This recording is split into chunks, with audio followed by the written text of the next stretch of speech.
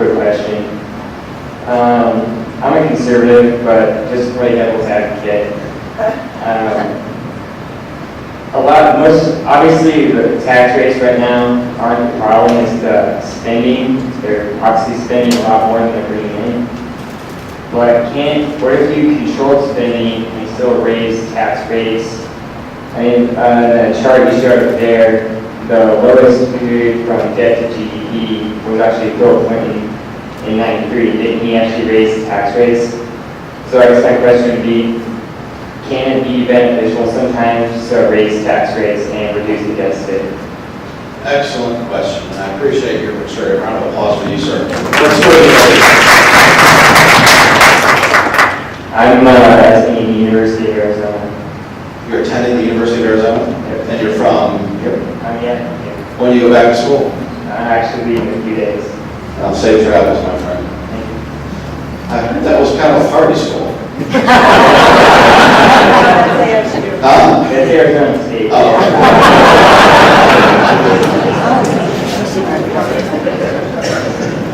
The thinking goes, are you familiar with our Laffer curve? So it's a curve that's bell-shaped, and it states that at some point you continue to raise tax rates and actually your economic productivity goes down. And so I think your question goes to, where are we on that curve? Is there room to marginally get more taxes and keep people as productive? Because the more you take from somebody, the thinking goes, the less they're going to produce, right? So where are we? And if Clinton did that, I can't remember exactly what those facts were, but I'll take your point that that was true. That they went up, how much are they going to and how much more can they afford? I think the bigger problem than raising tax rates in order to get that revenue is there's only half of us paying taxes, federal income taxes. And I think more of us ought to broaden that base and then get rid of those loopholes where some companies and some industries benefit and others don't. Some individuals benefit and others don't. Maybe there's a smarter way to do that. And actually, I think you can reduce tax rates. I think what is agreed with your question notwithstanding is if you reduce tax rates, economic activity does apparently go up. The other question I'll give you ammunition for is, okay, if that's so smart, what about the Bush tax cuts? And letting those expire. So those are keeping taxes down, and should we raise it? Should we let those expire or not? I think that's an open question. Bush tax cuts, should they expire? Should they not? Should they expire for some of us? Or not? Okay. Bush tax cuts as a whole, across the board for everybody. All those in favor, and let's not do the voice thing because some of us are louder than others. Let's do the hand. Bush tax cuts, should they expire across the board for everybody? Show of hands. Should they expire across the board for everybody? Yes. Should they be kept across the board for everybody? Yes. Should the Bush tax cuts go away for the rich, quote unquote, whatever you think rich is? That's a great question. That's a follow-up. Should they be kept for the rich?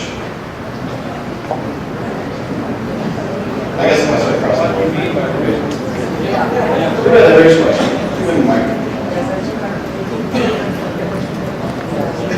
Going on that,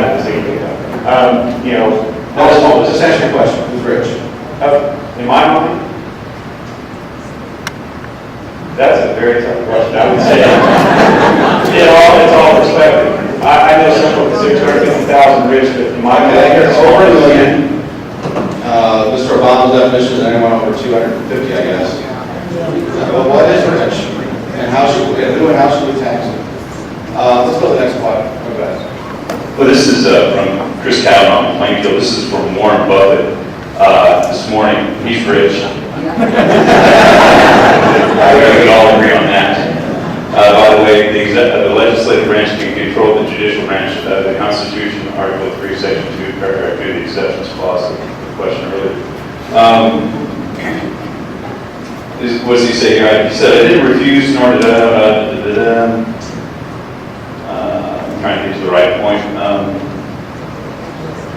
I worked with investors for over 60 years, and I've yet to see anyone, not even when capital gains rates were 39.9% in 1976-77, shy away from a sensible investment because of the tax rate on the potential gain. People invest to make money, and potential taxes have never scared them off.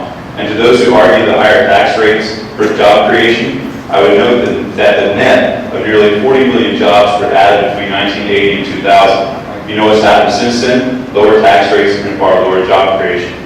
That's quoting Warren Buffett. Thank you very much for that point of information. Open question, next caller.